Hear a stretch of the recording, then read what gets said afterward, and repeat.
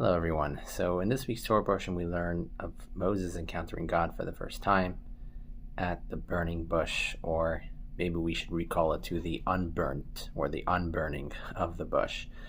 And God reveals himself to Moses and tells Moses, "You are standing in a holy ground. Please take off your shoes and approach." And Moses takes off his shoes and he approaches the burning bush, which God calls out to Moses and says, "I want to send you down to Egypt to free my people from slavery and bring them here to this holy site to receive my Torah."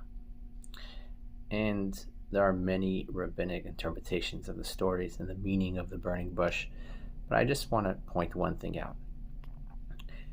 We know that the bush that Moses encountered was a burning thorn bush, which has many thorns, and if you stick your hand in, chances are it won't come out looking the same. And the question that one rabbi asks is, God obviously wanted to show something miraculous to Moses to lure him in. He sees the bush from afar that's on fire but not being burned, so he comes close and he approaches. But why a thorn bush?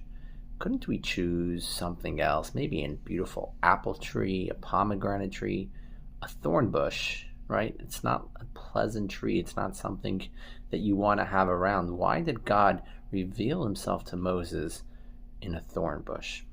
Here's the answers that one of the rabbis give.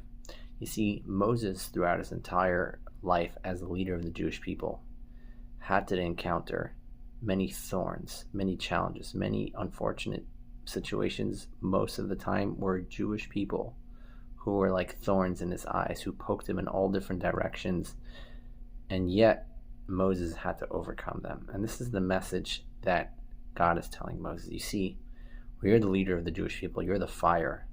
You're the heartbeat. You're what's moving things ahead. And in our personal lives, we also have a fire. We also have a heartbeat. We also have our aspirations and our dreams and our goals and what we want to achieve. And every once in a while, we have those thorns that come into our life. And what God is telling Moses is that the thorns don't come from the outside. They actually come from the inside. And the sense of the Jewish people comes from Jews themselves. Many times it's Jews that hold back other Jews from succeeding.